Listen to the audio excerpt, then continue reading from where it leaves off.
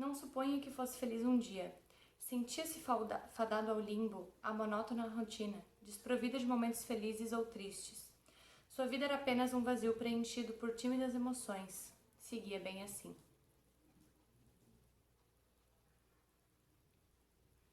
Brasil, estou destruída. Olá, leitores e leitoras, tudo bem com vocês? O meu nome é Isadora Rinert e esse aqui é o canal Batalhas Literárias.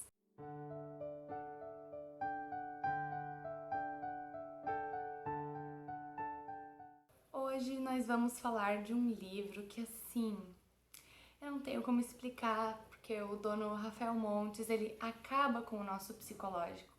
O livro de hoje é Suicidas.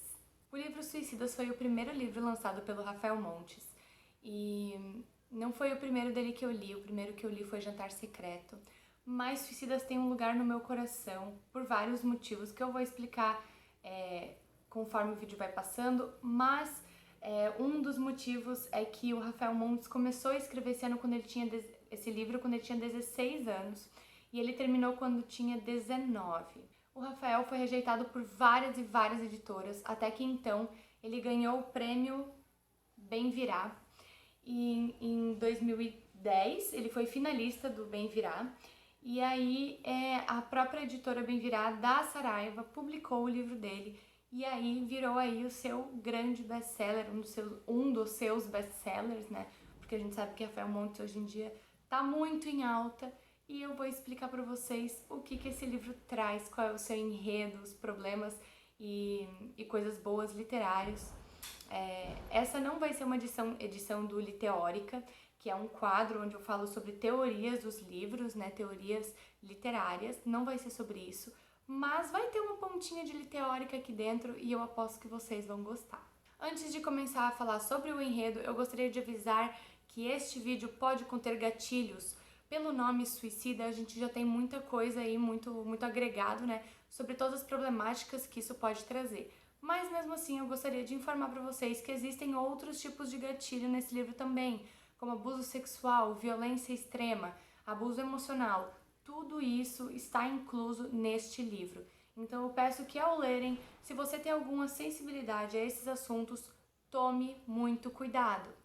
Vamos começar com o enredo. Na cidade do Rio de Janeiro, na Cyril's House, que é uma casa de fazenda da família Vasconcelos, no porão, reúnem-se 9 jovens para então cometerem suicídio jogando roleta russa. Para quem não sabe o que é roleta russa, você pega um revólver, onde tem, né, as casas, e aí você coloca uma bala, gira, guarda, e aí então vai atirando, né, vai apertando o gatilho na própria cabeça até que finalmente uma das casas tenha bala e então ela explode. Isso significa que a pessoa se mata. Esses 9 jovens, todos eles querem se suicidar e se não querem se suicidar estão extremamente depressivos e deprimidos, então eles levam-se a acreditar que eles querem isso para si. E lembrando que enquanto eles estão no porão do Cyril's House, na casa da família Vasconcelos, todos eles estão se embebedando e se drogando. Na proposta desses 9 amigos, eles jogam roleta russa e então a última pessoa que vive pode escolher se ela quer sobreviver ou se ela quer dar o último tiro de misericórdia e se unir aos amigos na morte. Tudo isso foi ideia do Zac Vasconcelos, né, que é o filho desse casal que sofreu um acidente e morreu. E ele era filho único e os pais dele tinham muito dinheiro, muito dinheiro, a ponto de serem milionários. Então o Zac sempre cresceu com esse pensamento e essa atitude de playboy. E ele era marrento, estudante de direito, mas ele era extremamente marrento, extremamente... se achava melhor do que todas as outras pessoas que existiam.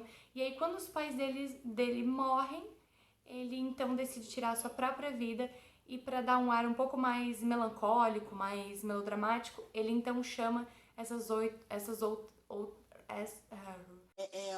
nem tô até confundida. Ele então chama essas outras 8 pessoas para se unir a ele na morte. E assim juntaram-se esses 9 personagens. O Zac Vasconcelos, o Alessandro, que é muito conhecido por Alê no livro, né? Ele é amigo de infância do Zac. O Otto, que é o amante secreto do Zac, a Valéria, que é a moça que tá grávida do Zack, o Danilo, que é um vizinho com síndrome de Down, e ainda vieram a Ritinha, o Lucas e o Noel como participantes, porque sim, e ainda a Maria João, conhecida como a João no livro, ela é muito mencionada como a João, não como Maria, e ela é irmã do Lucas, que tá lá naquele triozinho. A gente vê 3 partes do livro, uma delas é em primeira pessoa, e essa parte é descrita e escrita pelo Alessandro, pelo Alê. Ele tem o sonho, ele é um grande aspirante a escritor e ele está proposto a fazer de tudo para que ele vire um sucesso. Ele foi rejeitado por muitas editoras e a partir do momento que ele foi rejeitado por muitas editoras, ele entrou em uma depressão muito grave. E então, nessa depressão, ele resolveu escrever, a partir desse convite do Zack, essa história sobre esses 9 jovens no porão, jogando roleta russa, se matando. E aí, então, ele acha que isso vai trazer a atenção e a curiosidade das editoras. E como ele vai ser um autor póstumo, isso provavelmente vai elencar e vai deslanchar a sua carreira como escritor no mundo editorial. Então, enquanto o leitor, ele acompanha o presente, entre aspas, foquem nas aspas, logo depois eu volto sobre isso. Enquanto o leitor fica no presente com o Alê, ali no porão do Cyrill's House, enquanto está tudo aquilo acontecendo, a gente também fica no passado, nos 6 meses que antecedem essa noite ali no Cyrill's House, que o Alessandro também escreve enquanto ele se prepara para isso tudo. Então ele escreve 6 meses antes, o principal, que é a data, e aí então depois tem o futuro, entre aspas de novo, que é a delegada Diana, eu vou chamar ela de Diana, porque eu não sei qual que é a pronúncia, então eu vou falar Diana, tá? Então tem uma delegada chamada Diana, que 1 ano depois de todo esse acontecido, que vou falar pra vocês aqui no desenrolar da história, ela reúne as mães dessas pessoas, dessas crianças, desses jovens, para falar sobre o caso e sobre novas descobertas, para tentar então fechar o caso, que até então ela não tá conseguindo fechar o caso, ele tá dando como inconclusivo. Lembrando que essa parte do futuro da Diana não são conversas, tá? São os áudios transcritos que foi gravado dessa conversa das mães e da Diana. Então a gente não consegue ver as mães, as expressões delas, mas a gente tem esse áudio escrito que o Rafael Montes deixou pra gente da conversa póstuma àquilo que aconteceu. Então a gente tem essas 3 partes. Os relatos do Alessandro na cena presente, entre aspas, os meses que se antecedem, e então a parte depois, onde é a Diana tentando descobrir e fechar o caso sobre exatamente o que aconteceu. Isso é uma das coisas que eu queria trazer para o quadro Liteórica, mas é uma coisa que eu não vou fazer porque eu quero muito falar sobre o enredo do livro e não só sobre sua teoria. Mas eu vou trazer um pouquinho para vocês aqui sobre o que é esse passado, presente e futuro e porque às vezes ele pode confundir e porque ele é tão interessante. Existe um recurso que eu usei muito no meu TCC, foi sobre foco narrativo, como eu já mencionei em acho que quase todos os outros vídeos que eu fiz aqui, que eu tenho aqui no canal. Eu estudei muito sobre o foco narrativo e 2 recursos que são muito usados são o showing e o telling. Showing é quando o autor mostra vividamente pro leitor o que ele tá querendo transpor ali. E telling é aquilo que ele só fala. Então o telling é aquilo que o narrador, que o personagem principal vê que tá acontecendo, mas ele fala pra gente de um certo modo, o narrador conta pra gente o que aconteceu. Como se fosse... Pensa uma fofoca. Aconteceu uma coisa com o casal lá, Maria e João. E aí, ao invés de você ver o que tá acontecendo, que seria o showing, alguém que viu a cena está te contando. Então, às vezes, podem ficar algumas coisas perdidas no caminho, pode se acrescentar um pouco. É um recurso muito usado e muito interessante, porque aí, então, é como se fosse o focado e o plano geral. E por que isso influencia no passado, presente e futuro dessa história? Influencia porque no passado e no presente a gente só tem o telling. A gente só tem aquilo que o Alessandro tá falando pra gente. E no futuro, na parte da Diana, a gente tem o showing, que é basicamente o plano geral, que são as pessoas realmente, a gente vendo o que tá acontecendo, vendo, entre aspas, porque a gente tá meio que ouvindo, lendo, né? Mas então, esse seria mais ou menos o contexto e por isso que funciona muito nesse livro, porque a gente tem as 2 partes muito bem explicadas e misturadas. Então é a mesma coisa quando a gente está num livro de mistério, por exemplo, da Agatha Christie. A gente tem dois suspeitos, um fala uma coisa, outro fala outra. E aí tu não sabe em quem acreditar porque os focos narrativos, as perspectivas são diferentes. E isso se tem dado ao showing e ao telling. Então agora vamos pro enredo mesmo, tá? Mesmo com o título entregando basicamente o final da história, e tu já começa a história ali nos primeiros capítulos já sabendo qual que vai ser a finaleira daquilo que tá acontecendo, mesmo assim não estraga o contexto inteiro da história, tá? Por quê?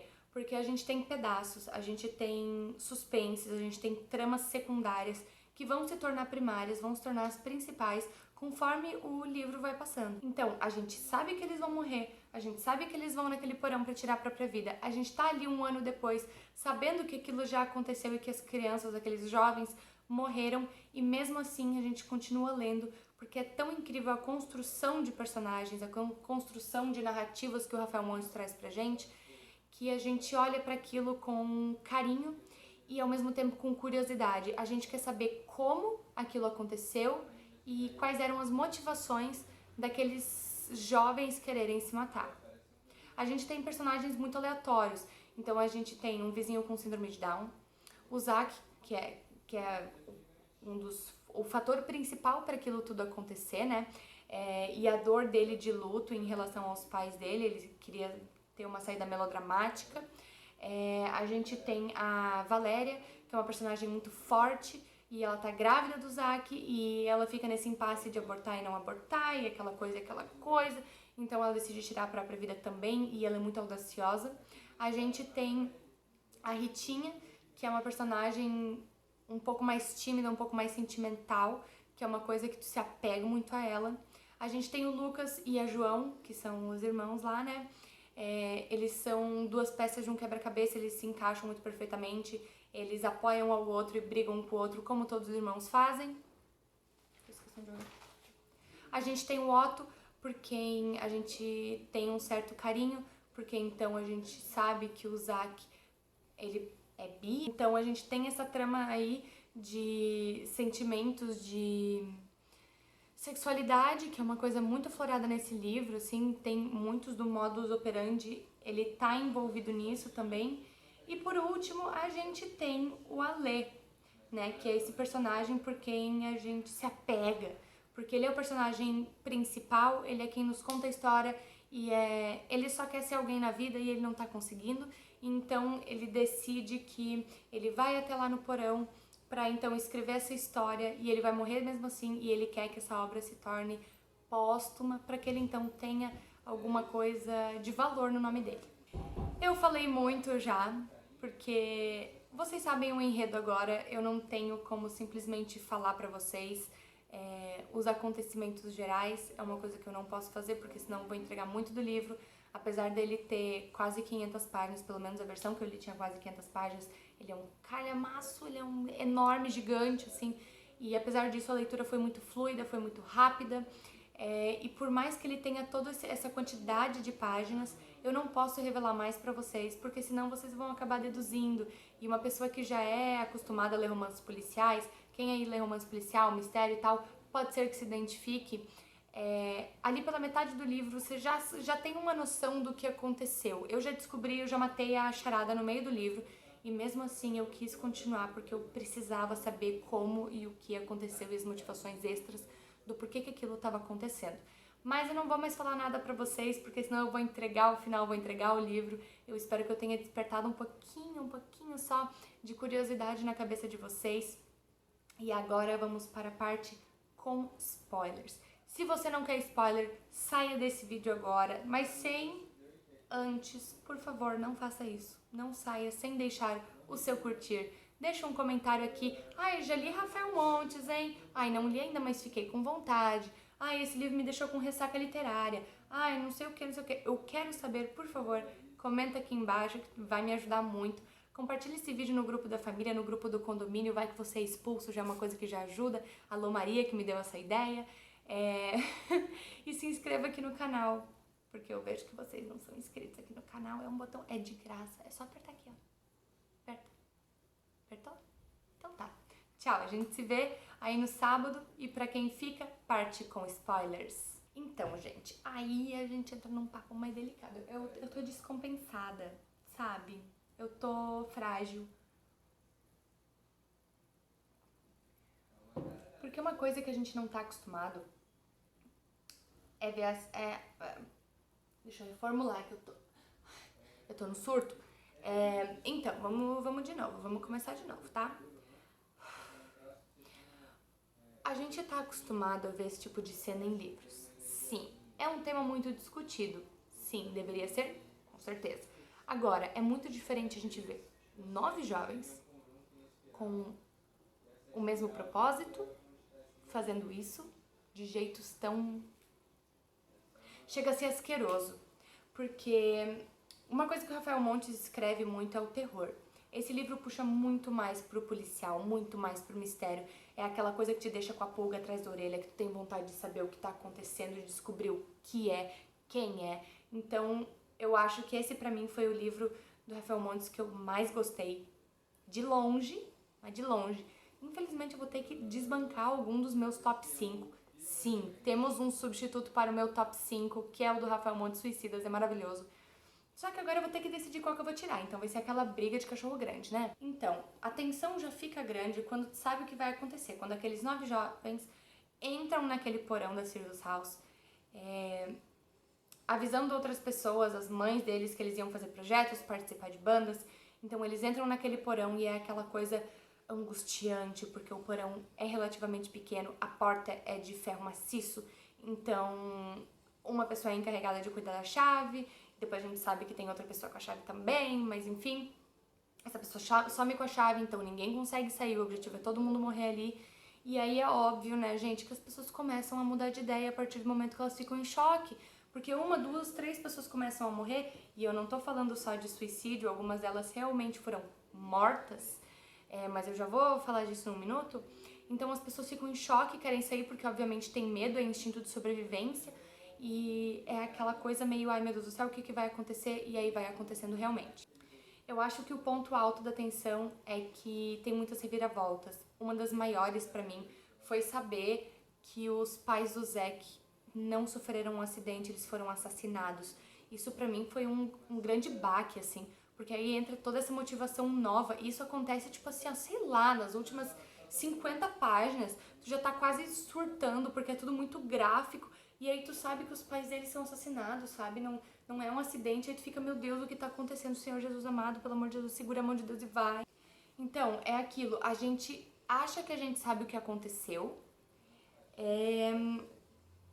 e a gente lê a perspectiva do Ali feita no presente, como se a gente estivesse vivendo aquilo no agora. E na verdade é o passado, é como se fosse o passado mais distante, o passado menos distante, e aí então realmente o presente, ou um passado